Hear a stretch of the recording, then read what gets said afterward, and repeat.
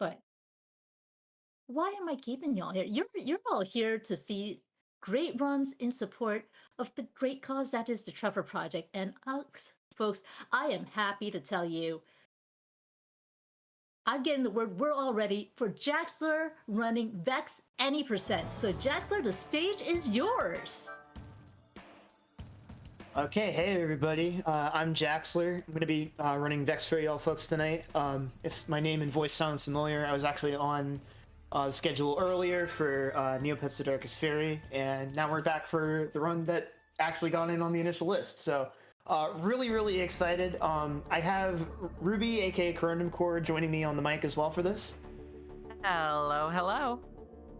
Yeah, so if you've never seen Vexx before, Vexx is a 3D collectathon platformer in the vein of games like Mario Sunshine, but with its own kind of twist on gameplay and movement stuff, as well as kind of having a darker and edgier theme. What really sells this game as a speedrun is its movement toolkit. It's got so much cool advanced movement tech to it, and I'm really excited to share it with you. The community for this game has worked really hard on this run. And we're really excited to get to give this game some more visibility. A couple of things to note before we begin the run. We are playing on the GameCube version of the game as opposed to the PS2 or Xbox versions. This is for two main reasons. For one, load times are generally faster over the course of the run, which normally doesn't matter for our leaderboards since we time without loads for fairness. But since this is an RTA event, having the faster load times is the most important part. On top of that, the GameCube version allows us to pull out the memory card so we can continue without saving. This will help a little bit with the loading times as well, but it's also going to be crucial for setting up a glitch about halfway into the run once we get to the Dagger Crag level. But I'll explain a bit more about that once we get to that point in the run. So time is going to start when I press A on this continue without saving prompt, so I think we're good to go, unless anyone wants to stop me otherwise. So we're going to count off from 3 and start time on go. 3, 2, 1, go. All right, welcome to Vexx, everybody.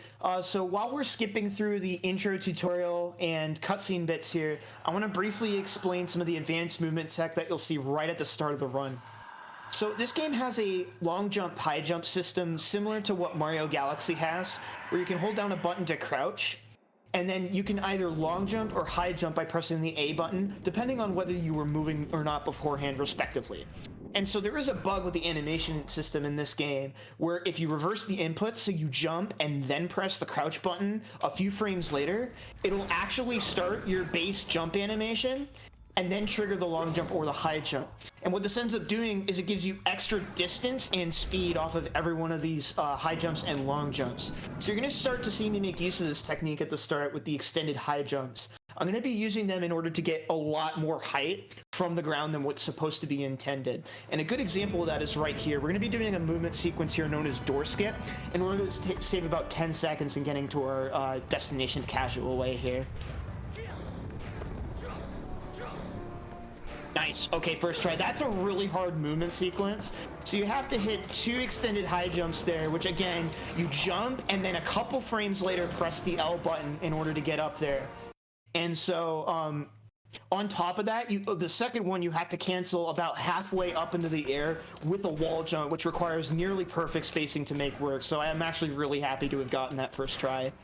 So this is going to allow us to get to the water tower segment about 10 seconds faster than the casual route. This is going to be the first of our Wraith Hearts in the run. And so what this one wants us to do is get to the top of all these different water towers. There's 3 of them here, and each one of them has a ring switch at the top that when we swim through it, we'll activate it. And once all 3 are activated, it will give us the Wraith Heart. This is one of the longer objectives that we have to do in the run, so we kind of pick it off right at the start. All right, nice. So what you saw me do there was another extended high jump right out of the surface of the water there, and then I combined that with my flare kick and ground pound abilities to actually boost myself even further into the air, so I could hit that ring from below. You're normally expected to swim all the way to the top of that water tower and then fall into the vacuum tube there in order to get the ring that way from above, but that allows you to skip swimming up there, which saves about 5 seconds or so. And so that's going to grab us the last ring, which is going to spawn in the Wraith Heart, and that's going to be the first of our Wraith Hearts in this run. So like I said, this is a 3D collectathon platformer, like similar in style like to the Mario Sunshines of the yesteryear of its era. And so the Wraith Hearts function like our main MacGuffins, like the stars in those games, where each one we get will count towards our total progress and allow us to unlock new areas to go, as well as getting to the final boss eventually. So our goal is to get 60 of them as quickly as possible out of the 81 total that there are to collect in the entire game. And so our goal is to get the fastest ones possible. And so one of the fastest ones that we can get is soccer here. So there is a Wraith Heart trapped within this ball, and we can break it open by kicking this into a soccer net that's located on the other side for whatever reason. And once we do that, the ball will burst open, and that'll give us a Wraith Heart. Something I'm doing here is I'm manipulating how the enemies decide to aggro onto me. I'm actually kind of luring them to attack me there, such that I jump and watch them kind of run under my head, under my feet right there. So that way they don't end up body blocking my soccer ball when I'm trying to go on the intended path like a moment later. So that was soccer. That actually went decently well. There's a lot of variance to how that one can go because you are dealing with the game's physics engine and you're kind of at the mercy of it sometimes, but that went pretty well. Now we're going to be going into soul jars. Pretty much every level in this game has a couple of shared like level archetypes, and one example of that we're going to be doing next is soul jars. So this is most similar to like a red coin star from like Mario 64, but in this game we have to grab 6 of these soul jars that are scattered throughout a given level, and they all fuse together into a Wraith Heart that then spawns somewhere in the level that we have to go get. So our goal for this mission is to get between all 6 of them as quickly as possible and make sure that the last one we collect is as close to the Wraith Heart spawn as possible so that we don't have to backtrack. And so you're seeing me throughout this section make use of extended long jumping. So earlier I was talking about how we can use our extended high jumps where we jump and then high jump with the crouch button in order to get extra height. We can also do that with our long jumps as well. And so that takes our long jumps, which is already an incredibly fast form of movement, and allows us to go even further, which can be really helpful for, you know, just generally moving faster laterally, as well as for making certain ledge grabs and platform skips possible. Right here, you're gonna see me bait out this enemy right here, kick it, and this is gonna allow me to set up for a big uppercut on all 3 of them. My goal right now is to combo these enemies up and into the air so that I can build up this rage meter. It's this thing you kind of see here at the top right corner of my screen, and I'll explain a bit more what that does in a moment, but just know that it is very important that I set that up right now. So we have full rage now, we got the last soul jar, and that's going to take us straight into this Wraith Heart here that spawns right above us. That was still actually a pretty good split. Anything under a 2-minute sub-split there is very, very fast, and we got like a 155, which is very, very clean. So this next section is where we're going to see the hallmark speed strat of this game called Rage Jumping come into play. I'm going to attempt probably something very risky here. I'm going to go for it anyway because swag. It's called Sky Island's Fast Cycle. My movement has to be perfect here, so if I mess anything up here, I'll bail, which doesn't lose me that much time, but let's see if I hit this. Oh yeah, baby, we hit those. Let's go. Oh, that is such a difficult strat. So that makes use of a glitch called Rage Jumping. So certain animations in this game will actually allow you to buffer a short hop out of them, and that was likely put in there by the developers just as a safeguard so players wouldn't fall to their doom in certain scenarios. And so because that short hop can be buffered out of the Rage animation, it means that we can then perform extended high jumps and extended long jumps out of those little short hop animations. And so what you saw me do there was do a extended high jump, activate my rage meter, and then I went ahead and did another extended high jump out of it in order to gain even more height. And this allows us to essentially double and triple jump, which is normally not possible. So I went ahead and rebuilt my rage there. One thing you'll notice is that it spends a little bit of my rage meter every time that I want to use the rage jump technique. So we don't have a full free range of using it. So what I have to do is manage it carefully and find specific enemies that are not super far out of the way so that I can quickly rebuild that meter. In most situations, though, what you'll see me do with a rage jump is instantly cancel the rage as soon as I pop the animation, so that I use the minimum amount of rage possible, so that if I want to refill the bar, all I have to do is just like one tap an enemy and I'll be at maximum rage again. And so that's going to let us deal with Sumo as well. This is just a pretty straightforward mini boss fight where I lure him over to the side, kick him in the butt, and then kick him off stage. and then we're good to go, and that's going to reward us with the Wraith Heart. Some of you might be wondering why, if the Wraith Heart is like above there, why don't I just rage jump to it? That heart actually does not have a solid hitbox until you defeat the mini boss there, unfortunately, so there's no way of skipping that. But it also just happens to be a really fast objective to get. And so now we're going to be going for the top of the tree objectives. This is normally kind of what the devs expected players to get first, because it's the most like one of the standard platforming challenges. But you're going to see me throw in another rage jump here. This is normally like the first rage jump that you would see in like most other people's runs, but I started integrating the Sky Islands fast cycle not too long ago, so normally this is where I would introduce them. But this will be another good example of getting to see what a rage jump looks like. So I'll long jump out, activate the rage, and then do the extended high jump out of there, and then that lets me get up to this heart without having to wait for the elevator cycles to come into play. Just like that. Now, right at the start of the run, when you saw me go into that weird like tapestry thing, I picked up something called Rock Suit. There's 2 different power-ups that you can unlock early on that allow you to do some cool hearts as well. And so we're going to do the Rock Suit objective in pretty much every level because they generally tend to be very, very fast hearts. The way Rock Suit works is you become invincible for its duration. It takes a little bit for you to get moving, but once you do, you move a lot faster, at the cost of not being able to attack and only having one very short jump. And so what we can do with the Rock Suit is break glass barriers, and there happens to be one inside of a Wraith Heart inside of a glass bell right at the start here that we're going to go pick up because it's a super fast heart. And so got to be very careful not to accidentally fall into the water there, otherwise I basically have to restart that entire section there. But that was a pretty decent Rock Suit split. And then we've got one more Wraith Heart that we want to get in Timberdale.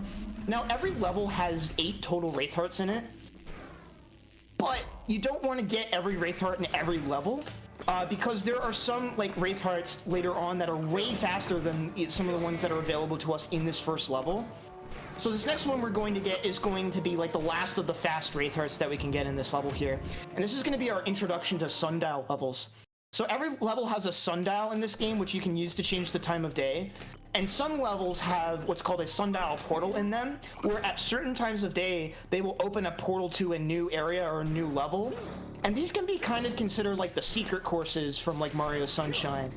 So in this specific one, it's pretty straightforward. The most technical thing you'll see there is a range jump there in order to skip a platform cycle. And then I'm going to set up for an extended long jump here so that as soon as the platform starts moving, I can make that corner cut and then extended long jump straight into the heart just like that. Holy sweet Jesus. So I'm sorry if I'm freaking out here a little bit, but that I think might be my record for my fastest Timberdale split ever. I at best average 1040s. I just got a 1033. Let's go. That is disgusting. We'll see if I can keep up the momentum here, because now we're going into Dragon Reach. So this is one of those other objectives that we would see a lot over the course of a casual run, that is repeated like once in each level, which is called shards. So this is similar to the 100 coin stars, pretty much blow for blow from like the 3D Mario games, where if you collect 100 of this collectible, it will assemble into a Wraith Heart at the location where you get the last one. And so that's exactly what we're going to be doing here. We're going to be collecting 100 of these things as quickly as possible. There is more than 100, so we have some flexibility here. But I actually did a skip there using a rage jump in order to get to the wingsuit early and to 6 shards early as well. You're normally intended to take a teleporter pad to get to that area, but doing that rage jump there allows you to save on a lot of backtracking, because we also really want the wingsuit as well for some really fast heart objectives later on into the run as well. The wingsuit, we're going to use it once for its intended purpose in the heart mission after this, but for the rest of the run we're going to be using it for some pretty hilarious things. So hopefully things won't go too bad, so I can show you some of the best of that stuff. But yeah, I'm doing a lot of very specific timings. I'm not trying to necessarily do my next extended long jump as soon as possible. I'm actually taking some care to determine where I want to place my next extended long jump, so I don't accidentally run into situations like that where I might accidentally get a ledge grab or miss a ledge or bonk into an enemy or something like that. Now this section right here, where these platforms are is dependent on how fast you're going through. So if you go as fast as humanly possible in this section, you actually make like a really good platform cycle there to get those last couple of shards there. Was going for a little bit of a new optimization there, and then I'm going to uppercut here to make the heart spawn faster, and that's going to be shards. That was pretty decent. That's probably the longest heart that we'll see in this run. All the other hearts are going to be a bit shorter than that. Generally, any heart that takes more than 2 minutes out of our way from when we load into the level to grab is going to be avoided during this run. And so this is where we're going to go do the wingsuit challenge. This is the only time we're going to see the wingsuit used as intended here. So really cool ELJ chain there. We're going to see that a couple more times. And then I'm going to use this imp here to rebuild my rage, because we're going to be doing something a bit tricky here. In order to conserve my rage, I'm going to try to do an extended high jump out of this sundial platform down here. So give me a second here. Nice, there we go. And then right here, I can extend a long jump, rage jump, and then that lets me take a shortcut up to the wingsuit platform. So those like boost panels with the suns on them are a bit tricky, because you can do buffer extended high jumps out of the top of them like you can a rage jump. But if you rush the input, you'll actually buffer an extended long jump instead of getting the extended high jump that you want there. And if you extended long jump there, you could fall all the way back down to the bottom of the map. And that can be really, really slow to recover there. So because when I first went for it, I was a little bit slow, I went ahead and backed off a little bit and reset myself to make sure I didn't completely fall. So now we're going into the soul jars part of this section. This is a really cool route that another runner, Bell, came up with. We're going to go grab this one first. And this is going to be the first time we see what's called a fakey fireball jump. So similar to rage jumping, fireballs is something you get access to whenever you are in rage, and every time you press the B button, you can spend a little bit of your rage meter in order to shoot a fireball, which pretty much instant kills most enemies. But the nice thing is that you can shoot a fireball after your rage jump midair and still get an extended high jump out of it. What I did there specifically as a rage conservation technique is actually do the fireball very quickly after activating rage. For whatever reason in this game, there's a property with your rage meter where it kind of has iframes when you first activate rage. And so if you manage to do your fireball jump within that window, you can actually shoot the fireball for free, which lets you save on the rage, which means you have to beat up enemies less in order to refill the rage meter. And so now we're refilled and good to go. So now we're gonna go do Ghost Temple. This one's a little bit tragic because like this is like a really cool mission casually. There's like these 4 different blocks that are attached by rope, and you have to find like the different anchor points and slice them down with your claws in order to create like a set of stairs in order to get to the heart. But we have the ability to rage jump, and that's gonna let us completely break this section. I'm gonna try to do something a little bit faster though. We'll see if I can hit it. Didn't quite get it. So like I mentioned earlier, depending on like the situation, if you rush the inputs for a rage jump, it will either buffer an extended high jump or an extended long jump, and it depends on the animation. In the case of a rage jump, if you rush the input, you'll actually get a buffered extended high jump, which in that situation is the normal strat. So you can kind of option select in a sense, where it's like, oh, I'll go for the extended the rage long jump here, as you'll hear me call him later. But in other instances, like, I might actually really critically need that, and we'll see that hopefully when we get to Dagger Crag. Hopefully that doesn't give me too much grief. But we're going into another rock suit mission here. This one's pretty straightforward. At this point, this would be like a really good check-in point to see if we have any plugs or donations that we want to read. Alright, well, I gotta tell you, I know this is a platformer, but seeing all that jumping is doing makes me feel like I'm having a workout. And speaking of workouts, you know what makes great workout shirts? Shirts from the Yeti, because Power Up of Pride has partnered with the Yeti to bring you shirts based on various runs throughout the event. 2 of the designs they've got up are like a Majima one that looks very dating simish.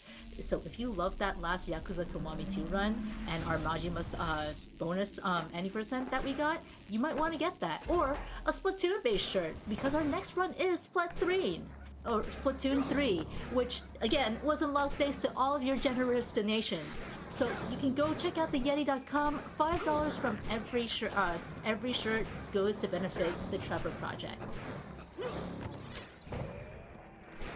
All right, there we go. So I actually hit that extended high jump first try this time, which is pretty cool. If you miss that one, you can actually back it up by doing a rage jump on reaction there in order to get up here. But this just takes us to Dragon Claw here, and this is going to get us the last heart that we're going to grab out of Dragon Reach.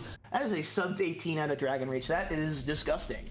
Anywho, so don't get too attached yet, because we are going into maybe one of the scariest hearts in the entire run besides Sky Island's Fast Cycle, if you choose to go for it, and that's Top of the Sand Temple. This is widely considered by the speedrunning community to be one of, if not the hardest splits in the entire run, and it's all because of a trick that I'm going to be doing once I actually get into the grounds of the Sand Temple here. So we're going to start off by picking up these 3 keys that open the door.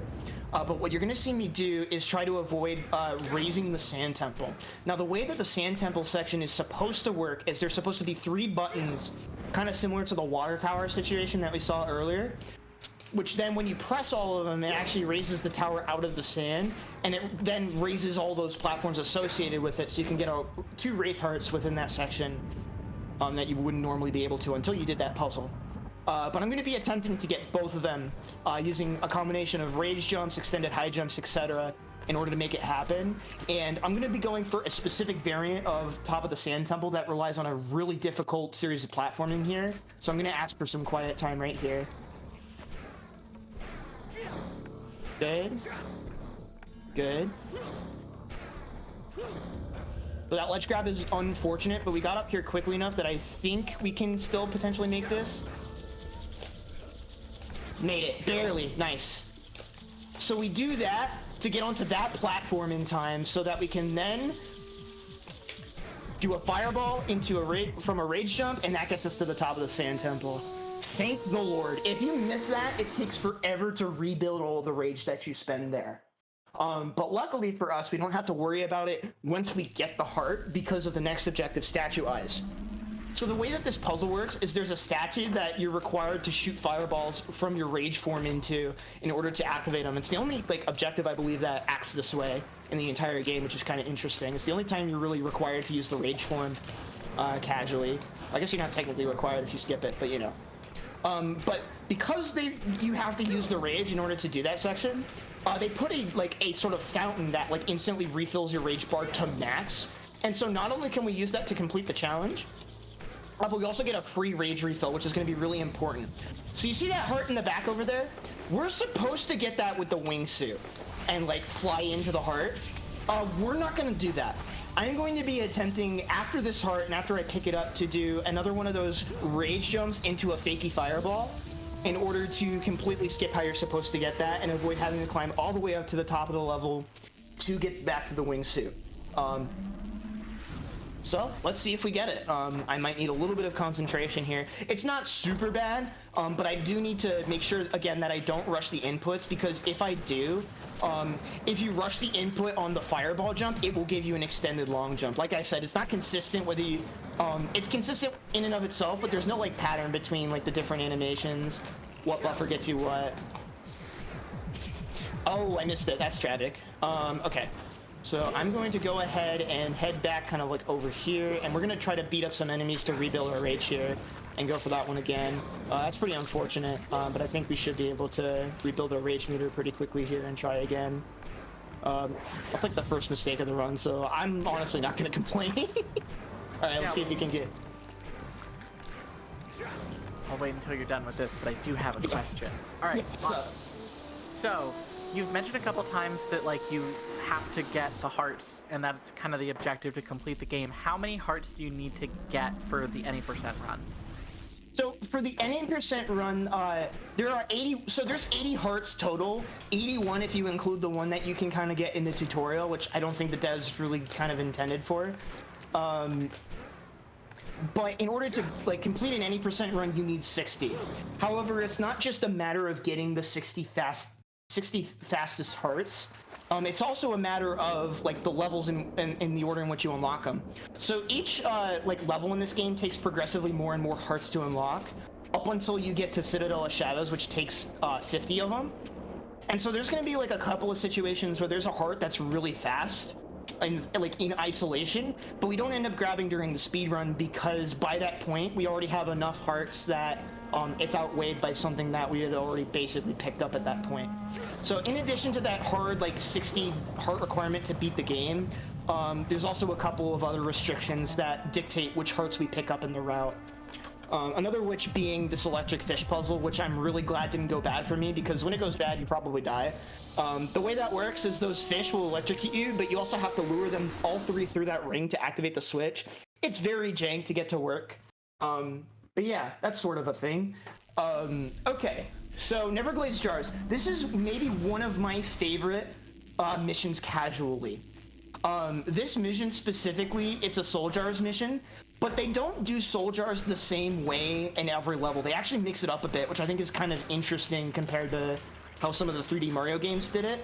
The way this section works is all 6 of the Soul Jars are a part of this platforming section where you get teleported inside of a tapestry that spans like the inner side of like a hollowed out semicircle room. And so you're gonna see some of those tapestries right here, and now we get to do some platforming inside of them. And so we get to do some really fun extended long jump chains, as well as some really fun extended high jumps in order to really make the most of our movement here. And it's just really fun to run through here, and it's just a really cool concept casually, which I haven't really seen replicated until like Mario Odyssey did its like 2D levels on like the walls kind of thing. But like this game did it in like 05, which is, to me, is really cool. Yeah, just going to do a couple more ELJ chains, jump into the fountain, get the heart, good to go. So even though we had that like 30-second miss, having to get second try on the rage jump to the waterfall heart, this is still looking like a really clean run. So I'm pretty happy with how things are going so far. We've got one more heart to pick up in Neverglades. We get a little bit of time to chill here. You're going to be seeing me do some of the same kind of movement here as we make our way through here, but instead of going all the way to the top, all I have to do is get to the core of it, and that's pretty achievable without rage. So that's exactly what I'm doing. So while we're here, I don't know if you have anything more to plug, or Ruby, if you had any more questions, but this would be a good time for any of that nonsense. Well, I got a question real quick before Zokabun jumps in, if that's okay. Go for it. But so you mentioned that there's like 80 hearts, and then any percent is like a 60 heart situation. Is there any theories behind like hearts that you could skip? Like, is there like a BLJ skip that you can do to get past a door to bring the heart total down, or something like that? No theories at the moment. But I don't want to spoil it quite yet. There is going to be something interesting that we do in relationship to the heart counter that will come up once we get to 2 levels ahead of this one, which is Tempest Peak Mountain that we're in right now. So the gimmick of this level is it's like a human-sized house, like living room sort of deal, but we are like 4 inches tall in relative scale. So our first mission here is going to take us into the piano here, and this is like one of my favorite but also like most dreaded sections, because the platforming here is sick but also difficult to execute here. So you're going to see me do some ELJs here, and then I'm going to do a bit of a platforming skip, wait for the camera to come across, get some height, jump, and then we're going to grab this rail from down here, which I don't believe is normally intended, and then we can jump off and then flare kick back on to gain height really quick.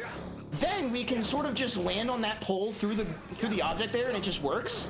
And that gets us all the way up to the top. And then from here, it's a couple more ELJs. I'm going to kick that imp right there to rebuild my rage just as a safety precaution, just in case I fall here. Looks like we're good, though. And then from there, bounce right into the heart. Very, very good piano. There are so many moving parts there that if you mess up any of the inputs, it can require you to do some really ugly backups. So you're kind of just banking on making sure that everything kind of works together there. So now we're going into Bookshelf, which is a really quick heart in and of itself. But I'll also mention here that it's really critical that we're actually going to be setting up the sundial here. So one of the big things this game starts to introduce as you go into later levels is that they start to like put a pretty big distance between where the sundial is and where the sundial's portal is, respectively. And so as a result, you can see kind of those 2 like notches on the outer rim. That represents the time frame in which the sundial portal is open. So I go ahead and set the sundial right there, grab this heart. This is gonna give me the heart as well as warping me back to the start, which will allow me to get back to the sundial that I'm supposed to go to next a little bit quicker. So this sundial heart is actually located inside of the clock tower, the grandfather clock that's like way far on the back of the level. But we're gonna do some cool movement here to get through there pretty quickly. Gonna go ahead and get a flip kick there because I forgot to kill the floater. Just so I can rebuild my rage here because I have not been hitting it, but once we get into the sundial section, there is a ridiculously cool cycle you can make if you're perfect. And I want to try to go for it if I can, because if I hit it, I'm a god. So we're going to see if we can ball out here. If not, we just wait, and that's totally cool. 2, 3.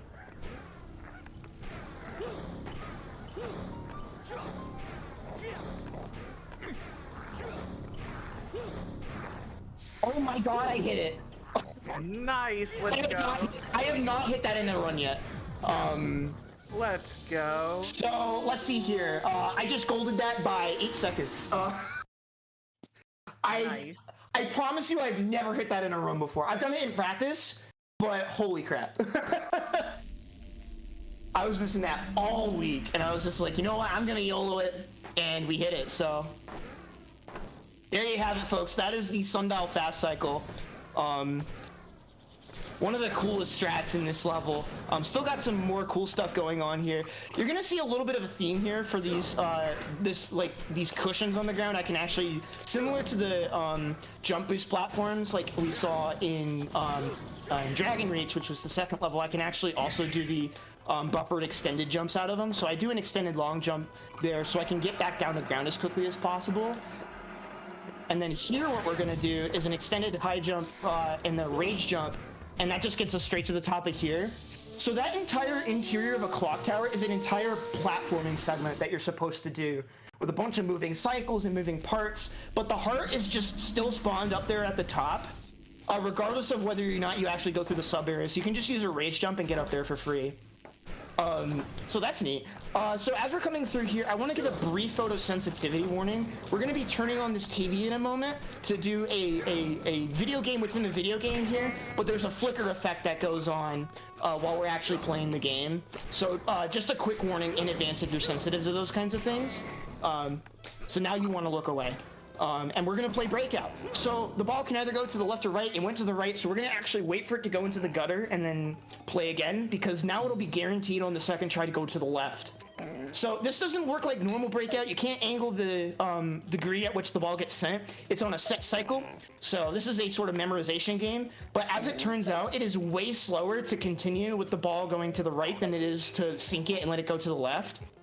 Because the way this one's set up, it actually gets like double hits on, you know that like fantasy we all had as kids when like the CRT or like the DVR like had that bouncing logo and you always just prayed for it to hit the corner perfectly. It's kind of like that, but for hitting the blocks, and we get a couple of those here. I hope that reference isn't too dated. Listen, we're getting a little bit older compared to some of the people in our audience, but we're definitely younger than some of the people in our audience too. Yeah. We've got a wide mix. That would be tragic if that were true. All right, so now we're going into maybe one of the scariest to watch splits from a viewer standpoint. We are going into soul jars for this level.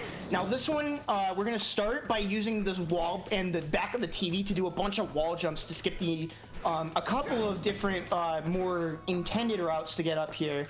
Do an extended high jump into flare kick and then repeat the same motion there. Gonna try to do a new strat here. Oh. I do not know what Vexx was cooking there. There we go. He was just kind of popping a squat there. Anyway, the reason why this part is scary is each one of the 6 soul jars is placed on top of one of the candles at the top of this chandelier. And so as a result, it is as precarious as it looks.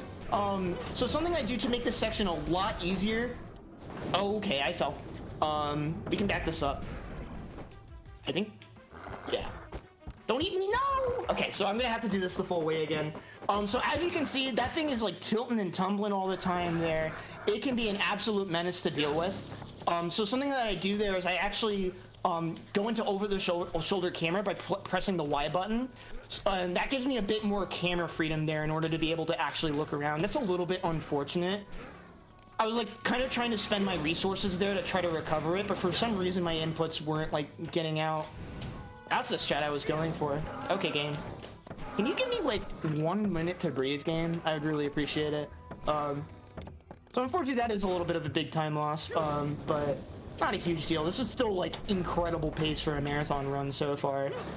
So gonna go ahead and play it a little more safe. See, you see how you can, it like sort of starts to tilt and turn underneath me there. You gotta be really, really careful.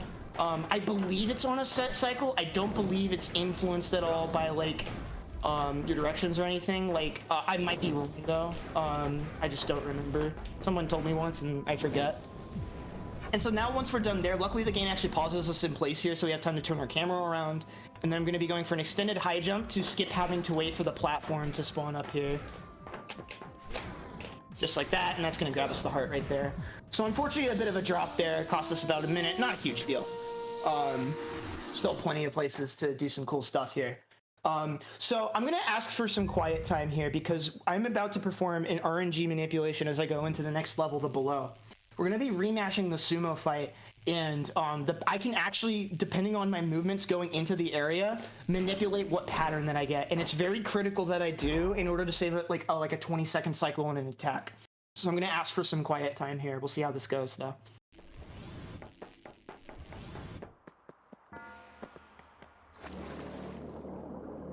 Looks decent. I'm looking for no bonks and to make sure that I start swimming as soon as I touch the water there. That looked pretty good. So essentially the way that this boss works is its pattern is dependent on a random number generator, and the seed value that the game uses to make the random number generator is calculated based on how many frames it took you to go from the entrance portal into this loading zone. And so as a result, what we can do is make use of that and swim at a certain speed. There's a bunch of frames together in a cluster that give us a set of really good patterns, and that sort of randomness there determines how quickly the sumo boss here will try to retaliate with lifting up rocks over his head. And so I successfully got the RNG minute, meaning we didn't see like him raising his hands up over his head and basically hitting me with the rock slide from Pokemon, for lack of a better term. So the rest of these phases, I can actually bait him into attacking me quickly enough before his AI can decide to do like a more complex option, like send out the rocks from above. And so that's exactly what I'm trying to do here. And so we got one more phase of this. I'm gonna ask for quiet time for 1 more second just to make sure I don't get hit. Yeah, because if I don't have any rage, so if I were to get knocked off there, I'd have to do the whole fight over without a manip.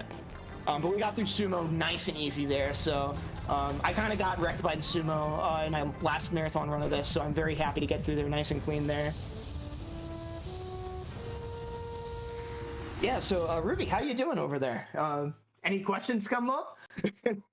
So I did have a question from a little bit earlier, and I was going to ask it the next time we did one of the sundial things. You mentioned activating the sundial and then grabbing a heart and then going back in to do the sundial area. Does that mean that the timer stays active while you're outside of a level? Yes, it persists. So it persists throughout the time that you're moving around in the level, as well as while you're in the hub. Because technically from the game's like background standpoint, whenever you load into like a new level and try to go there from the hub, it actually teleports you to the level, and like each level has a copy of the hub in it. Oh, so that's really interesting. As a result, IGT and like the day-night cycle is still ticking. I've had that happen to me where I leave like my Wii on overnight, which shouldn't do that, word of warning. Bad for your console's health. But I did that, and it was like nighttime when I had been practicing all in daytime earlier, and I forgot to like pause the game. So that caused some interesting things to happen. So this moment right here is going to be one of a few like outright glitches that we're going to see in the run here.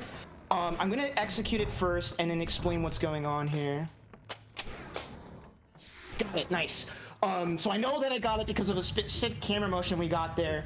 So what I did is I did a rage jump in such a way where I hit the side of the trigger for this minigame and then fell into the trigger again from the top.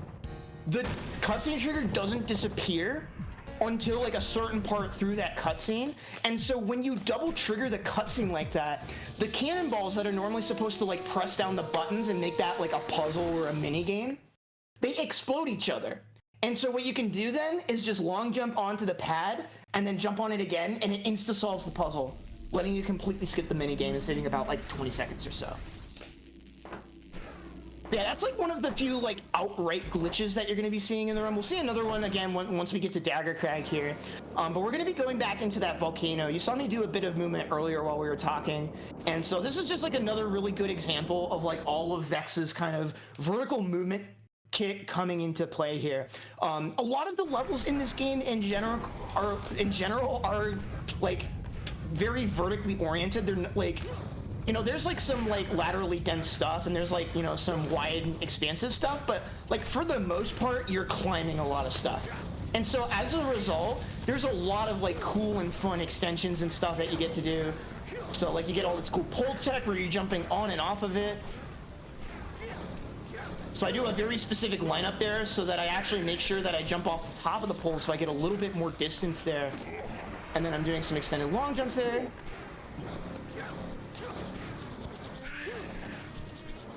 And then we can jump from the top of the pole so we don't have to deal with the slightly longer grab animation. And then you'll see right here, I'm kind of long jumping super fast there. Whenever you like long jump into a slope in this game, you preserve the sliding animation. And so as a result, if you are in that situation, long jumping into a slope, hold down the crouch button and continue mashing A, you'll just infinitely chain long jumps until the slope ends. And so that can be a nice little way to boost, get a boost of speed as well, because sometimes slopes can be a little funky. All right, this is going to be one of the coolest sections to watch if you've ever played this game casually. The way that soul jars works in this level casually is that there's a couple of soul jars hidden in like the out of the water sections that surround the outer dome of the below, but you're intended to like go through these different tubes in order to get to them, right? And so what we can actually do, because we have the ability to do things like rage jumping, is we can actually get all of them without ever having to swim in the water. So I'm gonna do a series of movements right here. Fakey Fireball, which is gonna get me up and out of bounds, which gets me over the rocks and takes me to the next section to grab some soul jars. I'm gonna use the floater that happens to like just be really close to the ground because his AI kind of freaks out because we approached him from the wrong way. Because he's kind of just stuck on some stuff. And then from here we can continue on our way and get these two next soul jars. You can see that little hole right there. That's where you're supposed to come from, that like underwater tube to get here. Then there's going to be another soul jar that we can get through this uppercut. And then we're going to do another rage jump to get on top of this thing. You actually don't need a rage jump for that one, but it's actually faster to do the rage jump there. And then for this one, we can actually go ahead and Shoryuken the goblin here, or we'll just flip kick him.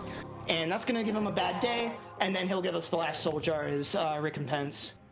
That wasn't nice. I'd like to note that there is an entire miscellaneous slash like beginner, well, not beginner, but like there's a like a category extension where the goal of the category is just to do that as quickly as possible. I believe it. Yeah. Speedrunning. Anyway, we got the last soul jar, and that's going to get us to the top of the dome here. And then we're going to start making our way into the sundial level coming up here, and I'll explain a bit more once we get there. But Zoku, this would be another good time to squeeze in a couple of messages. Okay, well, we've got some people who joined in, and I'd love to let you all know, if this is your first time tuning in, or if you're just joining, you're watching Winter Pride 2022 here on Twitch. We're running from December 9th, that's today, through December 11th, that's Sunday, for 24 hours each day. And we're benefiting the Trevor Project, so any donations you make during this event, that all goes to the Trevor Project. To find out more about them, you can click on the link to their site in our panels below the stream, or you can use !charity. And if you're interested in donating, you can type !donate in chat to get that link. Now, we've got a ton of fantastic incentives, but I just want to point out that all the incentives are actually there for you to look at. So if you want to say speedrun our second locked game of the event, because our first locked game of the event, Splatoon 3, is up next, but if you want to speedrun our second locked game, Octopath Traveler, That's there. That's open if you want to put your money towards that for a nice, cool $2,000, and that'll get us up even closer. Another cool $2,000 to make it $3,600 raised for the Trevor Project. So you know, win-win, right? Yeah, exactly. So we're casually kind of doing like the scariest sundial section in the entire game here. So it's really scary because you have all of those crusher blocks that instantly kill you, which is, you know, kind of why I wanted Zoku to talk over it, so I can concentrate. But we get to do a nice little strat here where we can actually rage jump on top of the last one here, now that we've rebuilt our meter, and that lets us get through there a lot safer.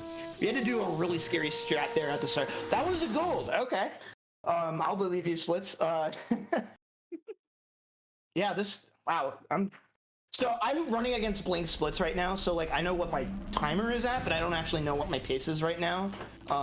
Trying very hard not to like look at my pace right now, but we're gonna persevere here. We're gonna be going. Yeah, no, we're good. We're good. We're gonna be going ahead and going into laser beam here, and so laser beam is like a neat little platforming segment. It's like this big waterfall section with a laser array, and you just have to push a button at the top to release the heart that gets kind of stuck inside. This has one of the most difficult rage jumps in and of itself in the entire run. You really don't want to have to like deal with doing a fireball jump here, because it's a little bit slow to back up your rage here. So I'm going to be going for the high jump here, the rage jump instead of the fakey fireball setup. So I'm going to need quiet time for just a moment here. Got it. Then right there, what I do is I kind of walk off, let my stick go to neutral so that the game lets me extended high jump there instead of extended long jump, so that I can peek my head out from under the ceiling and still get the height I need. So whether or not you get a high jump or a long jump is not dependent on like your character's velocity or how fast they're going. It's actually dependent on the stick input that you're holding at a given time. So even if like Vexx is still like walking a little bit forward because he has momentum, if your stick is still in neutral, you will get a high jump. And so that was also a vote. And so that can be really, really useful in a lot of different situations. And that's probably the most blatant example of us using that technique. But it'll come up in a couple of spots later. All right, so now we're going, so we're going to be going upside down here. Literally the camera perspective is going to change. I don't know if that's something that causes like, you know, like sensory issues for some people. So just a warning for this heart in advance. I'll let you all know when it's finished. But the way that this part works is that our forward and backward is kind of what you would expect, but our left and right directions are flip-flopped. And so you have to do a lot of specific training when you're learning this heart. It's not that bad to do once you've memorized sort of the inputs and the game plan here. But learning this heart sucks because you're doing reverse inputs. And then on top of that, once you get even better at it, so the flipped gravity persists until a certain like timer runs out, and it's actually an invisible timer. So the better that you get at this, the harder it gets. Okay, that's gonna gold too. I have never hit that ELJ in that way. That was actually disgusting. Somebody clip that for me. That was sick. That was so gross. This is one of those games that just gives you the creative freedom to do cool stuff like that. Like, I did not go into this event ever trying anything like that before, but it's just one of those games that just gives you the creativity and freedom. The way I describe it is it's kind of what I would call a forever game. And I use that term to describe games that like are deep to the point where someone could speedrun it for the rest of their life and continue to improve and find new things. It's just one of those kinds of games. So this is one of the fastest hearts in the game that we're gonna go do right here. It is a chest with a password combination of 3 different button inputs. The way that you are supposed to solve this puzzle is that the passcode for it is located on page 18 of the game's instruction manual. And no, I am not kidding. When I first played this game, I bought a loose copy of it, and I had no idea how to solve this. I'm like, there's gotta be some hint or something in the level. No, it's in the instruction manual. So that's cool. So earlier, Ruby was asking me a little bit about, why we need 60 hearts specifically, and if there's any way to sort of bypass those requirements. And so this is where we're gonna get to like the other like really major glitch of the run, which is a heart duplication. And so earlier I was talking about how we needed to do the run without a memory card plugged in. And that's because for a heart coming up here, there are actually 2 copies of it in the world technically that are both like grabbable. Hold on a second, I need to do the strat right. Here we go. Didn't put the laving to waste there. So there's 2 copies of it. There's one, the intended way is you go to the top of the level, break a glass dome, and then fall into the heart. And then there's also that extra copy of it at the top of this room here, which is normally inaccessible. However, if you have a memory card plugged in, and you both grab sort of this unintended extra heart, as well as the one at the very top of the peak of Dagger Crag, it counts them as separate hearts, even though in the game's data they're the exact same. So as a result, we can grab this one, and then later we can get the one from the top of the glass dome, and it counts for 2 hearts instead of 1, so that actually lets us route out another slow heart. So I kind of wanted to bring that up because it's, you know, pretty cool. Before we can kind of settle into our vibe here, though, in Dagger Crag, I've got a bit of a scary strat coming up called Triple Jump Arena. So in order to get this strat to work specifically, I am looking for a rage long jump. So I mentioned earlier that out of rage, if you rush the input for doing like an extended jump out of rage, it will default to an extended high jump. I do not want that here, because if I get an extended high jump, the ceiling's actually very low compared to where that heart is at the top, and I will bonk my head on the ceiling if I don't do this right. So I'm going to need a little bit of time to concentrate here, so I'd like to ask for some silence from everyone else in the call for just a moment. We're gonna wait for this enemy to get into range. Cool. First try, let's go. Oh, that strat is so scary. The nice thing about it, though, is you can attempt it as many times as you want, because the enemies infinitely respawn, and all you have to do is just climb back up. And they also give you infinite rage and HP refills. But it can become very tilting very, very quickly if you start to mess that one up over and over. It's about like 10 to 12 seconds lost per retry that you give of it, depending on how that floater likes to behave there. So now we're going into a section that's kind of like a puzzle platforming section, which is kind of fun casually. Essentially the way it works is there's a ton of these like ceramic blocks on the wall that you can break with your flip kick. And so you have to use these in order to figure out what the correct path is to get up. But we can make our own path with a handy little trick called rage jumping. And so that lets us just skip the entire puzzle. It's really cool that there's like a mix of what seems to be intended movement that has a lot of verticality, and then also like these tricks that you're doing with these buffered jumps that let you do the double and triple jumps.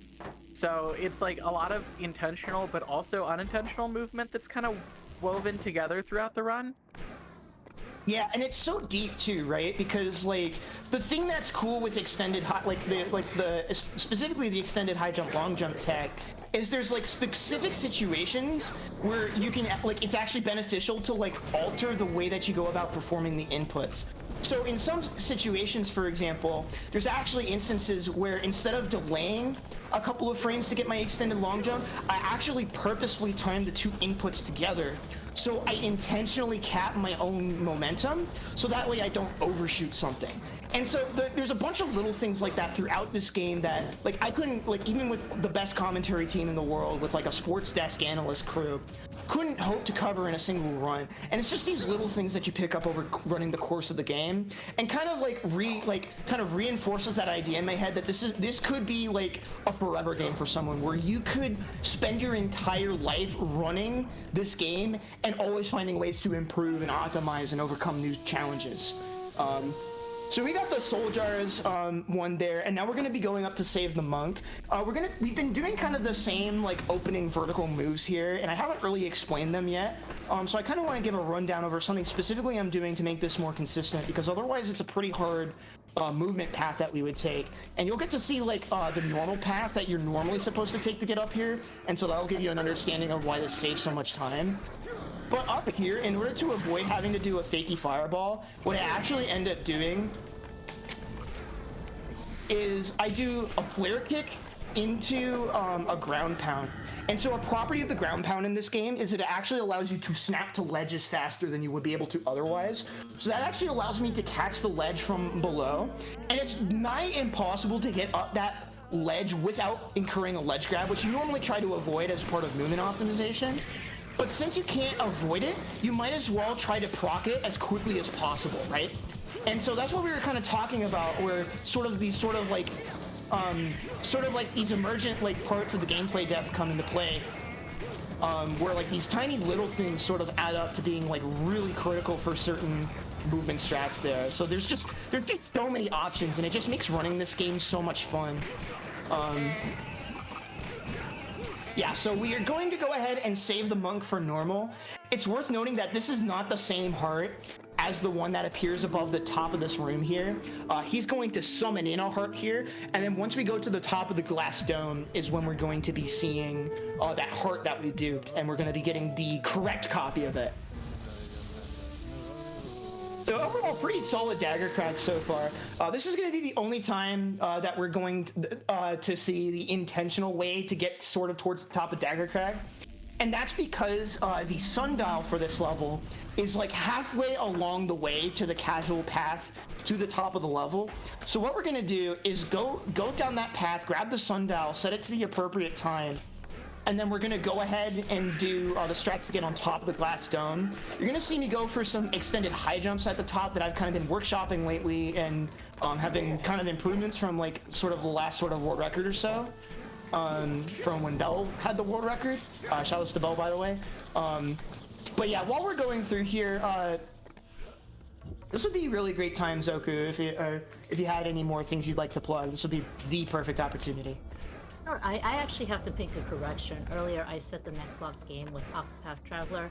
I'm sorry, that was my mistake. It is actually Final Fantasy IV Free Enterprise, a co-op randomizer between Asuka 424 and Dathus. But chat, you don't have to be like me. You don't have to get yourself wrong.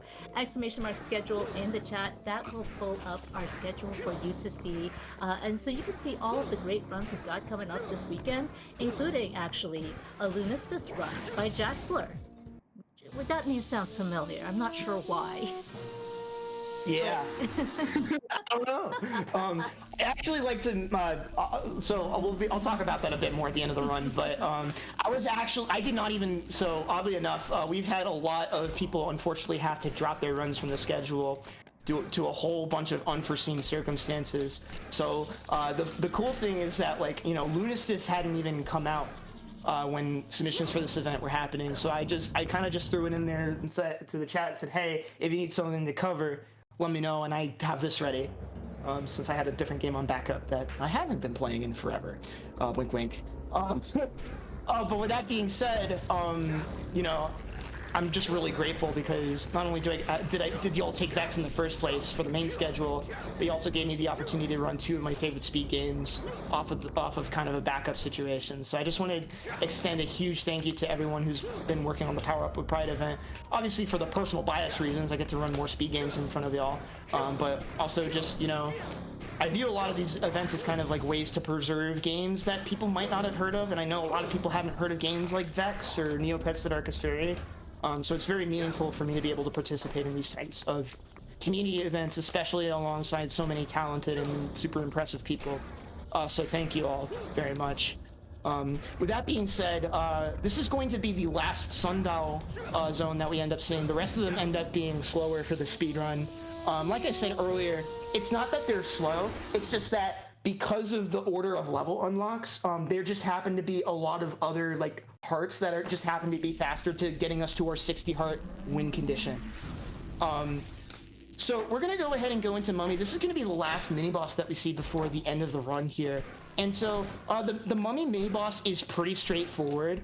My goal in the mini boss fight is to avoid the Mummy like rolling itself off the platform, because he will bounce around and that can stall out his vulnerability window and take it longer for it to resolve. And so what I'm trying to do is I'm trying to chain extended long jumps around the perimeter of the arena here in order to make sure that the boss here moves around in a circle as well, so that he stays in the middle and becomes vulnerable as soon as possible. But yeah, other than that, this is a really straightforward bit because it's like do 3 phases and then survive. Ruby, I was curious, did anything else tickle your fancy? Any other questions that either you had or people in the chat might have had as to what's going on here? really the only thing that I had to think about was Lunistis. We kind of mentioned that we can talk about it a little bit later in the run, but it is a game that just recently came out, like Jack said, and we both love the game and we want more people to play it. So I'm so excited that we get to show it off. Yeah. For those who have never heard of it before, if you've heard of the games like Tori 3D and Tori 2, kind of similar vibe where it's sort of that PS1 Sega Saturn platformer aesthetic, but just like the best possible version of that kind of indie style of game. It is so good. It is addicting. It has ruined my life this month because it is so good. It is just one of those types of games. Yeah, so we are going into some of the stages now. We are firmly in late game, which means that we are going into some of the most like difficult hearts, as well as difficult strats and sequence breaks as well. And some of the stages is no slouch. So we're going to be starting off with some pretty straightforward movement here. I'm going to be looking for some extended high jumps in order to skip some of the intended platforming here. But my main goal right now is to open up the tomb sub area, which has 2 hearts in it that are pretty fast to get. So one of them is the Soul Jars mission for this level, which we'll be getting first. And then there's a maze puzzle that we'll be doing a little bit later on. But we're going to prioritize this one because this one, let's just say it's a lot more dangerous. I don't want, I'll wait till I hit it before I kind of explain what the stakes are, if that makes any sense. I don't want to like psych myself out because it's not that hard of a strat. Once you learning the strat that I'm alluding to sucks, but once you actually know how to do it and what you're looking for, it's consistent every time. You'll see what I mean once we get there. Yeah, we're gonna go ahead and hit these buttons. This is going to put our own face on the Mount Rushmore here, and that's going to reveal the door to the sub area. And then we've got a little bit of a platform skip, or like a platform like auto scroller bit, and then we're gonna start getting into the movement for the skip. So I mentioned that Soul Jars was in here, and so this is like probably like maybe this is my favorite heart in the game. The way that the Soul Jars mission in this world works is that it's a cube that's hollowed out on the inside, and every time you press a button, it flips for a different side being on the bottom, and so that makes like the different Soul Jars accessible based on the rotations of the different platforms and obstacles within it. And it's a really cool section, and luckily you won't have it spoiled at all because we're going to completely skip it. So what you're going to see me do here is I actually got here quickly enough to make oh, I actually missed the platform cycle. That's kind of hilarious. Not a huge deal. But we're gonna go ahead and go up here, wait for this platform. You actually kind of want to anticipate it a little bit. So what I'm gonna do is we're gonna get to this platform right here. Oh, I'm gonna take the death. Okay, so I'm losing a fair chunk of time here. This is pretty unfortunate because I have to watch the auto scroller again. What I'm looking to do, the heart for the Soul Jars challenge remains loaded at all times, and then a cutscene plays when you get within a certain distance of it that makes the cube spawn over the heart, and then once you get all the Soul Jars, the cube disappears, and then you can grab the heart. But if you use a extended high jump and a rage jump, you can actually just grab the heart before you touch the cutscene trigger and just completely skip it. There we go, nice. So you have to be very careful there, because if you miss it and then the cube pushes you into the heart's hitbox, crashes the game. So that can be very, very dangerous. Obviously I have backups if something bad were to happen there. But yeah, very good to get that one out of the way. Unfortunate that I took a pretty big death there, but that's bound to happen. With a run as long as this one is, and with how difficult it is, you can expect at least something to go wrong. Speaking of things that can go wrong, we're going to be going into the furnace sub area. This one also only has, well, no, it only has 1 heart, not also. There's going to be 2 sub areas that we're going to be seeing that have 1 heart apiece. And a lot of people used to consider this to be one of the hardest sub areas until Fakey Fireballs were discovered. But we're going to go ahead and do a series of like extended high jumps, as well as, you know, the signature Fakey Fireball tech to conserve our rage when we shoot the fireball. In order to gain a boatload of height. The height's going to allow us to skip most of the platforming in this section and take us straight to the end of the sub area here. Yeah, so you have to be really careful there because again, if I rush the fakey fireball input for the jump part of it, it will give me an extended long jump there, and I will just fall to my doom and probably die. It at this point in the run and throughout the game in general, because the levels are so vertically focused, any mistake like that can be devastating because you just fall so far. Yeah, I managed to get a gold split on that one, which is pretty nice. So we are going to go ahead. This is a sub area that has actually seen a pretty significant rerouting in terms of the strat that we do now. We used to play it fairly vanilla with a couple of small skips here and there. I'm going to rebuild my rage here on this imp. And then we are going to swim over to the rising water button sub area. So the way that this sub area works is that there's a bunch, as the name might imply, there's a bunch of buttons that you press which cause the relative water level in the area to rise, which also causes certain inflatable platforms to rise and such. And so we're going to be skipping a bunch of those buttons, as well as sort of the intended way to solve the entire sub area, which is to fill up the entire room with water by hitting the last button and then swim up to the heart. So we're going to start by skipping some of the intended platform by doing another extended high jump out of the surface of the water, combo that into a rage jump to get to the second button. Now, skipping that first button allows us to get on top of this inner tube, which allows us to ride it over to here, which allows us to get it in range of that floater, which lets me rebuild my rage so I can do another rage jump right there. Then I'm going to go ahead, go up here, because I need to beat up this guy so I can rebuild my rage. And now we're going to be doing this, or... That was the most sus setup ever, but it's still going to go by 3 seconds. The curse of not getting runs to late game. Before we go any further, I just want to mention a quick photosensitivity warning for this next heart. I'm going to be swimming through some water rings here, and there is a bright screen flash every time I swim through one of them. So I will let you all know when we get into the sub area for this. Just in case that is a important concern. But yeah, Ruby, how are you doing? You got anything else come up question-wise? How are you feeling about Vexx, the video game? Everything that you're doing is just really impressive. Like I said, the fact that you can chain so many things together to just get incredible amounts of verticality. Like, you went what looked like 15 times your height to get that one heart just now. Yeah, it's pretty incredible what the game allows you to do. Oh my god, this ring is refusing to cooperate with me here. So I don't know if I mentioned it already. Swimming controls kinda jank in this game. But we love them. What I'm trying to do, normally I just... There we go. You're supposed to jump in that one from the top. I don't know why I had such a brain non-exist moment. But there we go. We're through there. We got a couple more rings to grab here, and then I'll let you all know when we're done with that so we can lift the photosensitivity warning.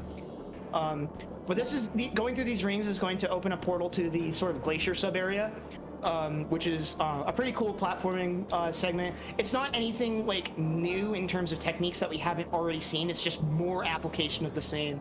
So Zoku, I think this would actually be another good time to open up the floor before we get further into late game here. First off, I gotta second what Ruby said because I have been one of those people who had never heard of this game before watching you run it, and it's amazing the movement you're doing and how smooth you're going through it. Thank you.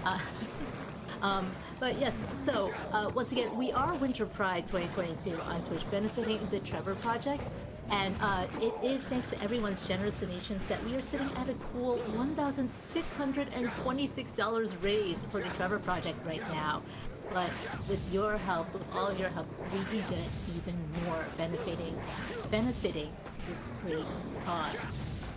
The Trevor Project, if you don't know them, they are the leading national organization providing crisis intervention and suicide prevention services to lesbian, gay, bisexual, transgender, queer, and questioning youth. And you can check them out at www.trevor.org. www.thetrevorproject.org to access their services, find out more about their impact, or to donate. If you've got some more time for me, Jaxler, I can be happy to talk about what kind of the impact your donations will make. But of course, this game seems very complicated to me, and I don't want to interrupt if you've got yeah, let me tackle a couple of these hearts real quick, because that's kind of my break for some of the sages. So now we're going to be going into the other heart that was located in the tomb sub area, the one that actually kind of has to do with like the tomb itself, and that's the maze. So the way that the maze puzzle works is that there's a bunch of statues with buttons on top, and they flip whether they look like marble or onyx, I believe, depending on like whether you press the button or not. And so you need to have them on each row match the statue gem in the back in order to open up the maze. And so some of them are switched correctly, some of them are not. So we're going to be doing a bit of a very scary little long jump here, trying to do this without any rage here in order to conserve it. Nice, we got the ledge grab ever so barely. That's like one of those things where it's like, you know, it's like, why not just do a rage jump? The only enemy I have to back up my rage there is that guy with the weapon back there, and he can actually block my attack, so it's not always like consistent to get your rage back there super quick. And on top of that, you're still going out of your way there anyway, so being able to do that without rage is really tough but really worthwhile. And so that's going to teleport us into this maze. This is a similar kind of like 2D and 3D level, but it's mostly just a maze. It's the same set pattern every time, so we're pretty chill to go here before we get into the last heart of Summit of the Sages, which is technically not a heart in Summit of the Sages. So this is an interesting kind of deal where there is a heart in Tempest Peak Manor that you access by falling into the sink drain and then riding a slide through the sink drain, which then spits you out in a sort of fenced off portion of Summit of Sages. It turns out that the cage that holds the heart is one-sided, meaning that there are like the walls will keep you in, but like you can just enter it from the bottom for free. And so what I'm gonna do is rebuild my rage to set up for the next level. I'm just gonna go up to it and like do an extended high jump into flip kick, and that just gets me the heart. And that's gonna be some of the sages right there. So now we're going into Frostblight Mill. These are two of the scariest levels in the entire run back to back, and Frostblight might be my overall favorite world, period. This is a heart that you're supposed to get by using the wingsuit, but similar to the one in Neverglades, we are not going to use the wingsuit. So we are just going to yeet, flip kick, and we get the heart. It's a bit trickier than it looks because you have to time your resources properly, as well as make sure that your initial flight path is correct. Otherwise, you will just miss it because depth perception there is a little funky. But right here, I'm going to concentrate just for a moment. I'm trying to make a very precise movement cycle through here. That windmill up at the top blows wind over the bridge that will push you off. And so my goal is to get up there and get across the bridge before the wind has the chance to put me off. He might not make it. Yeah, okay, so we didn't make it. So I'm going to go ahead and bird my rage there. It's very easy to make up later, but it will make this part a little more risky. Not a huge deal. So if you all have seen that one slide level from Mario 64, then you'll probably know how this is going to go down. We're going to go a portion of the way into the track and then just jump off, and that'll let us basically just jump straight to the end of this mission here. Just like that. And we're out of there. And that's going to get us the heart.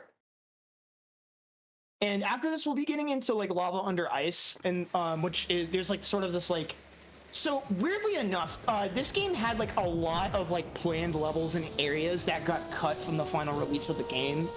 And so there was like supposed to be like a whole fire world and lava world, which they had all of like the level assets and sub areas for, but they ended up basically splitting it into pieces and like placing it across like the different areas of the game, just because, you know, sometimes that's how game development works, right? And so this is going to be another one of those areas like, why is there a lava area here? And that's why. This also has like one of my favorite like just extended long jumps period in the entire game, because you're going to see me extended long jump straight through the window, and it just looks and feels good to do every time. I'm not sure, like, I'm sure you agree, Ruby, but like, or you might not know any better because you played to run this game yet. Wink. But yeah, that's like one of my favorite. You just go flying out the window, and it's fast, and I love it.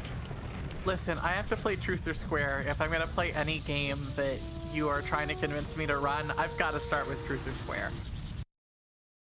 Some commitment. Let's go. Then you'd also have to get a 360. So that's your loss. All right, we're going into one of my favorite individual strats / skips in the entire run, which is for flipping sky platforms. So I'm gonna start out by doing that same sort of initial movement section, trying to make that cycle. I cannot spend my rage here though, so I have to really try to make this. It looks like I won't. So we are going to go ahead and play it safe. We're actually going to wait out a cycle here. So you can tell the wind's kind of blowing us here, and now it's not. And so we're going to take it a little bit safe there because we want to make sure that we can use our rage here as a backup. Because if we mess the strat up, it is a bit hard to recover, but having rage makes it safer. So we're going to take the wingsuit at the top here. I'm going to fly it down into one of those air vents that we've been using, and then do a ground pound and hold backwards on the stick so that we can maintain our height midair and we get boosted way high into the air. And so you can see all that platforming down there that the game wants us to do is just gone.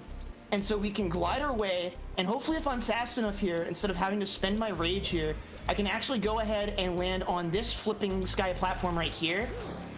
And that lets me get up to these ice cubes up here. And that lets us get to the top. That was nearly perfect outside of having to wait out the cycle there, so that I'm extremely happy with that. Very scary strat there. Boom. All right. And so for the last of like the outward, like I would say skips, in terms of like, I would say maybe even this run for what I'm going to be showing, there's like one more big skip at the very end of the game, but I am not going for that because it is not RTA viable. But I'll talk about that more once we get to the end game. But right here, what I'm going to do is I'm going to take this air vent instead, try to line up so I can flip kick that scorpion creature. Oh, I hit him twice, get owned. And what you're going to see me do here is line myself up. I'm going to wait for the windmill to actually make its way up, and I'm going to jump on top of it. And because it has a solid hitbox, if I keep nudging my way up, so it does, like I stay on the the horizontal bit of it, I can actually jump all the way up to here and get the heart without having to go through the windmill sub area, just like that. And that was also a goal. I'm racking up some late game goals here tonight. This is pretty exciting. Very curious to see what my final time will be. Yeah, these next two hearts are kind of straightforward. We've got one rock suit heart left in the entire game, which is going to be after this one, but we're going to go ahead and go over to the snowball section. So we're going to be doing some more of that. I don't know if I explicitly mentioned this, but jumping back and flip kicking back onto those poles is the fastest way to get up them. And then for like the climbing rock walls, which we haven't seen like any of in quite a bit, we skipped most of them. You want to jump up those as well. So the way that this section works is there's going to be like a bunch of massive snowballs raining down from midair here, and our goal is to hit each one of them, like throw one of them into, gonna hit this guy, and then we're gonna wait for another snowball to come down. It's completely random where they get sent and where they land, so I need to wait on a snowball to come relatively close to me. I don't know what the snowballs are giving me here. Hello? Game, please? This is some nonsense. There we go. So we're gonna go ahead and just, each of these keys are frozen, and we're gonna go ahead and throw snowballs into them in order to unlock them. There's one at the very, very top there that is really far away from all the rest. So we're gonna be doing a really cool kind of strat as a result. Oh, so if you heard that little, like, weird little sound there, one of the mind control enemies actually got nailed by one of the snowballs, which is incredibly funny.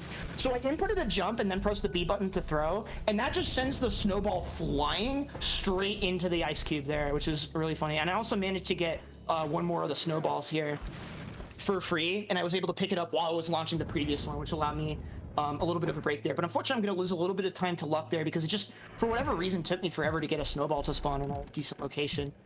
So the game just didn't want you to be speedrunning it right now. Yeah. It's like you just need to chill for a second, take a break. It's funny too because if I want to beat my own world record, like all I have to do is have like a decent run ish going into the final area, which we'll get to in a moment. and then just not die, and then I PB by like at least a minute. So that's kind of my game plan right now. For those of y'all checking in at home, again, let's not get attached until we actually get through the final boss's second phase, because that is where the run can and probably will die, if anywhere at this point. Or Citadel of Shadows, you never know. So we're gonna go ahead and make our way through this rock section. This one's a little more complicated than the other ones that we've seen so far because there are multiples of them we have to do. But this is a pretty straightforward segment. So this is probably one of like 2 more really good times to get more plugs and messages read before we get to the end of the run. So this would be a great time, Zoku. Right, well, earlier I wanted to talk a little about the impact everyone's generous donations have been making. So again, Trevor Project here for LGBT youth, and a majority of them choose to contact the Trevor Project rather than other providers because the organization is LGBTQ affirming and a trusted provider of crisis services. So 90% of young people who reach out to Trevor Project experience de-escalation from suicidal thoughts, and that's why this is so important. One supportive person can decrease an LGBTQ youth risk of suicide by 30%. The Trevor Project aims to always be there for LGBTQ youth in crisis with a clear message that they should be proud of who they are and that they are not alone. So once again, thank you all so much for your generous donation. Every little bit you can give matters. Oh my god. Okay, so I started off the segment by hitting... So this is Citadel of Shadows, aka Hell, because this is like a massive difficulty spike from what you see in the rest of the game. Quite frankly, it's a little interesting, but it makes for some really tense and also really fun late game strats there.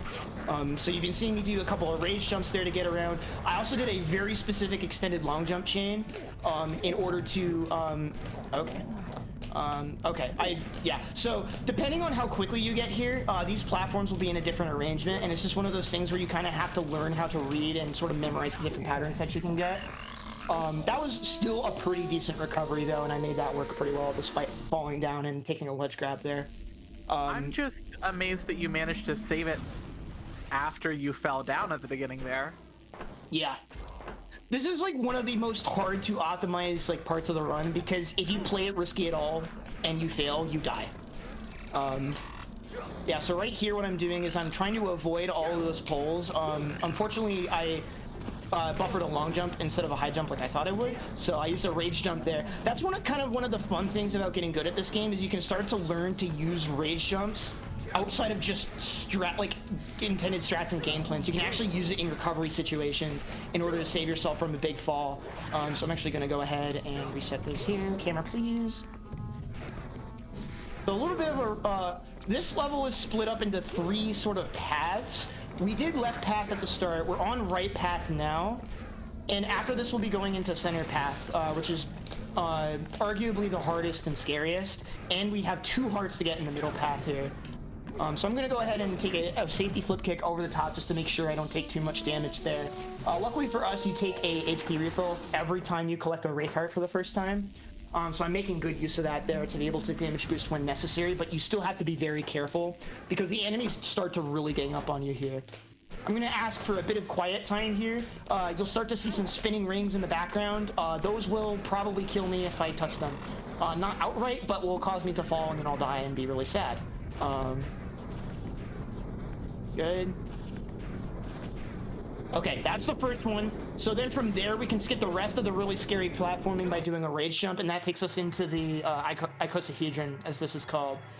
This is a sort of weird, kind of trippy sub-area segment, where all I have to do is follow like a certain predetermined path, and then the heart should be up on this platform right here, and then I can extend it high jump to skip some of the intended cycles, and then that's going to get me out of there. And that is a gold on icosahedron, which is ridiculous. We're looking pretty good here. So now we're going to go ahead and take care of the other heart in middle path here. So like I was saying earlier, like this is like all kind of like the same sort of movement fundamental stuff you've been seeing throughout the course of the game, but pushed to its absolute limit because the stakes are so high. Because if you mess anything up, any kind of execution error could spell your doom. So I have to be very careful here. And I'm already risking it as it is by doing that. Okay. So that's a little awkward. So I accidentally spent my rage there, which means that I'm going to have to do this section casually. I died. That's okay. How do I rebuild my rage here in a way that is not super slow? Let me think with my brain here for a second. Okay, we'll lure this guy. So something I do with my rage here is I hit these fellas in combos, which allows you to build up your rage a bit faster there. Luckily for us, we can die here kind of as many times as we see fit, because that sort of extra life respawn. Gosh dang it. Alright, I'm gonna have to play this by ear. Give me 1 second, I'll shut up and actually play the video game for a moment. There we go. So that's all the stuff I was trying to avoid with those rage jumps earlier. As you can see, very frightening. Thunderbolts and lightning. Hallelujah, you know, we're through. Alright, so we're out of there. Unfortunately, we took a death there. Like, having a death there was one of the big mistakes in my TD, so I was really hoping to avoid that, but not the end of the world. We managed to recover everything okay. We're still gonna have a really good time on our hands here by the end. So now we're going into the final heart of the run, and it is by far, for everything we've done up until this point, pretty safe and pretty free. So this is kind of like a nice final relaxation point before the nail biter that is the final boss. Oh, I died. Anyway, I'll shut up. This is probably the last time that we're gonna have for like anything outside of me explaining things. So Ruby, how you feeling about the run so far? Have I convinced you to play this game yet? I'm really thinking about it. I just can't believe how cool the movement is. And especially how much of the movement is intentional, because I know we talked a lot about the like buffering jumps and allowing you to do some animation cancels and things like that, but they added in a lot of stuff just in the base movement kit that is more than you would really see from games of this era, from like what I've seen before in speedruns. It's really, this is a hidden gem that you found. Yeah, well, I want to shout out Perilous Peanut because I wasn't somebody. I don't want to like frame it as like I found this game, because I was actually running another game called Whiplash, and my friend Perilous Peanut gave me this recommendation. I'm gonna rage jump for this, just so I get through here. Perilous Peanut recommended me this game because it was pretty similar to some of the other stuff I had been running at the time, and if it weren't for his suggestion, I would have never had run this game to begin with. So huge shout outs to Perilous Peanut. If you're out there, this is all your fault. No, I'm just kidding. But anywho, we are going into the final boss fight here with Dark Yabu. This has certainly been quite the adventure, and I've been really happy with how I was playing. Going into this, I mentioned that I had done this like about a week ago at Butter Blitz, and I wasn't super duper happy with how that run ended up going. But we are going to be going ahead and going into the final boss here, and is no slouch by any means.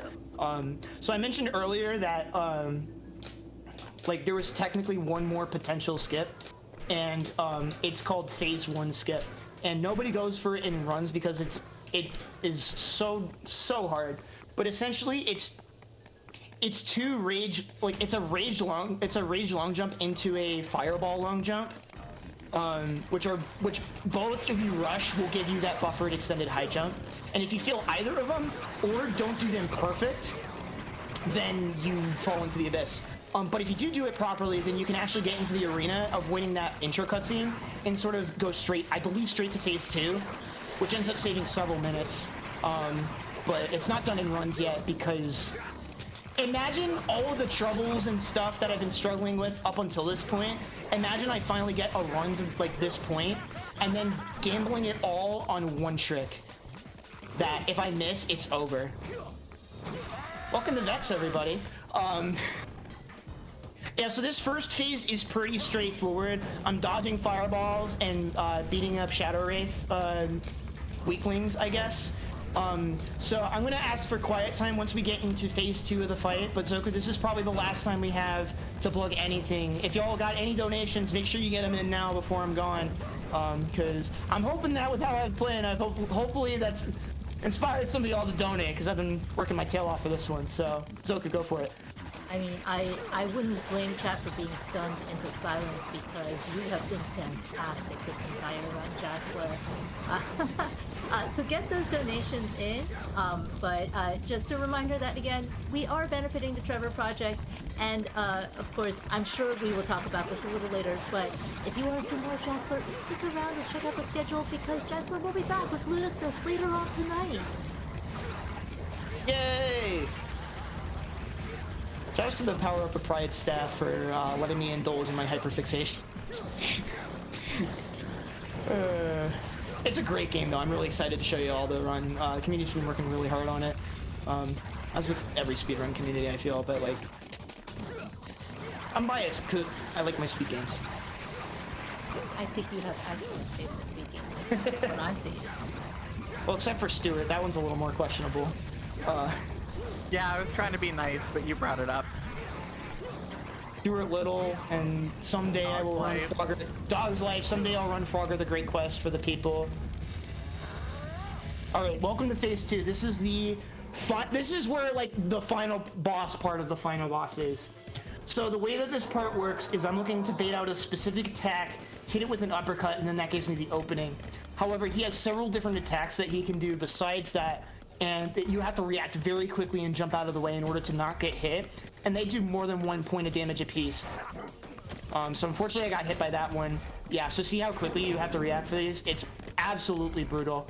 Luckily I did super well in the first phase of the fight, so I actually get to keep like a bunch of my HP, so that afforded me to make a mistake there.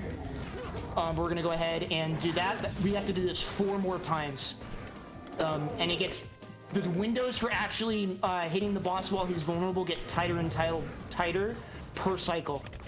So I have to be very, very careful here.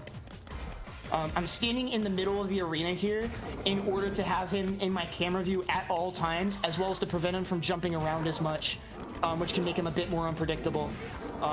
But from this point onward, till we get into the 3rd phase, I'm actually going to ask for quiet time right here, because I am using mostly visual cues in order to react, and so I kind of need all the time I can to concentrate here, so I'd appreciate y'all's patience a little bit if I'm not super talkative here. Yeah, so you see, you have a very small window to get your high jump out in order to get over that. And you have to do the ground slam there. It's also really easy to get stuck underneath his body, so you have to be pretty careful there. Oh my, okay, I have never seen him go there before. Okay, I cannot take another hit. Oh my god! I should have died. Actually should have just died there. The game did me a favor. All right, let's see if I can survive. All I need is to live. All I need is to live.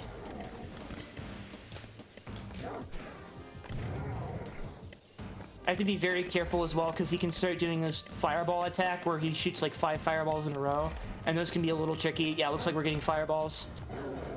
Because the other thing with the fireballs as well is they have a lingering hitbox, and so what that can cause to end up happening is it ends up leaving a lingering hitbox, and he's also almost always guaranteed to do an attack immediately after the fireball, and if you're not ready for that, you basically die. Okay, we got through phase 2. We have HP, which means we can get through this wave of enemies here. We just need to make sure that we defeat some of these enemies and not take too much damage from Yabu's fireballs here. Okay, we got full HP. Okay, we're safe. So the reason I was panicking so much is if you die at any point during the final boss, it's over. Like, just completely. You have to start the fight all the way over from the beginning. But now we are in the last sort of bit of the phase. This is very similar to the Ganondorf fight in Ocarina of Time, where you have to hit the fireballs back and reflect them. You don't have to do it multiple times back to back to back. You just have to hit them into the pillars. And then we're going to continue. Time is coming up in about 30 to 40 seconds. When we hit the last fireball into Dark Yabu, as soon as we hit that and we lose control of Vexx, that's when we call time for the run. So we'll get ready here on time soon.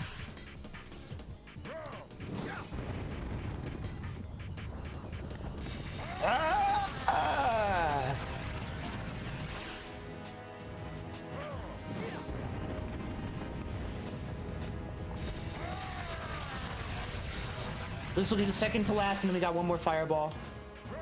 So get ready on time. almost. Fine. Okay, hold on, I gotta check my splits real quick. That missed world record by 2.5 seconds. That is a 131.36. That is wild. The worst, okay, so the worst part, I was minus 24 out of middle path. That could have been like a 25-second world record, but you know, that's what happens with this game. Yeah, so I wasn't looking at my splits for a reason. There were several moments where I was like minus 50 throughout the run. Unbelievably good run. Yeah, I was minus 32 out of Dragon Reach. That is... I'm actually in some ways kind of glad that didn't PB, because that was like the fastest opening splits I've ever had, period. And that would have sucked to run against. But yeah, that is a 131.36. That is the second fastest Vexx any percent time ever recorded, to my knowledge. I believe, yeah. So that is, I'm very, very happy to hit a time that fast in a marathon setting when I've been struggling all week to play consistently. So yeah, that's Vexx any percent anybody. This is the final cutscene. We've done it. We defeated Dark Yabu, but at a price. Unfortunately, we have sacrificed ourselves to save the world, as you do in a 3D collectathon platformer, I guess. I'd like to give a couple of shoutouts before I make my exit here. First of all, Ruby, thank you for joining me, and Zoku, thank you for hosting as well. This was a really great time, and I really appreciate you all helping me out here, because that really helped take a lot of the weight off my shoulders when talking. So thank you both. Of course. Always happy to help out. Thank you. That was amazing to see you up close and personal. Wow. Yeah. I kind of want to give this a try. Yeah, no, play it. Please play this game. It's so good. It's on GameCube, original Xbox, and PS2. So pick your version.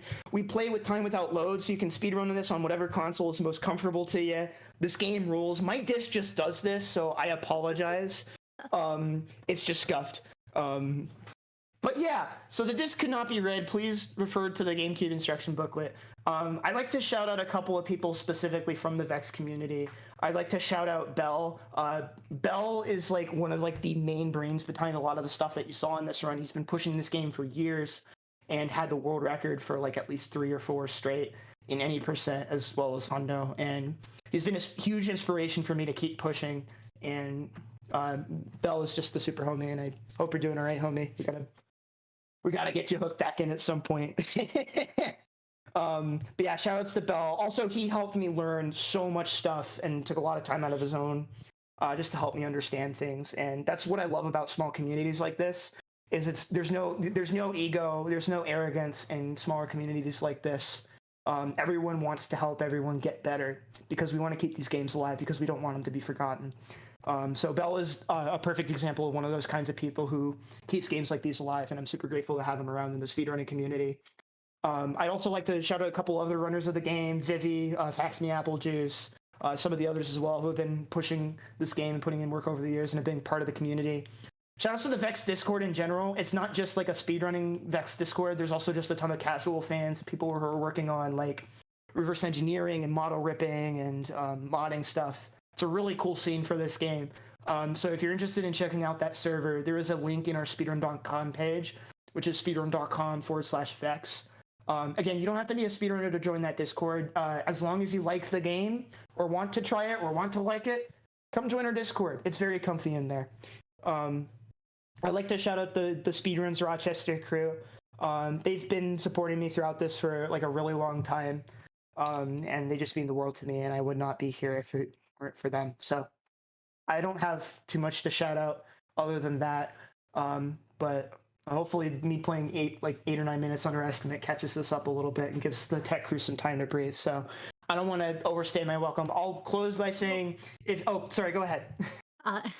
Well, before you do sign off, we did have one donation coming in just in the nick of time for you. What a way to slide right in. Chudley sent in $5 to say, "Way to go, Jaxler! So excited to get you to watch you have multiple runs during Power Up with Pride." Thank you, Chudley. Chudley's someone from my chat who watches my stream. So thank you for coming out for this. And thank you to everyone else for checking this out.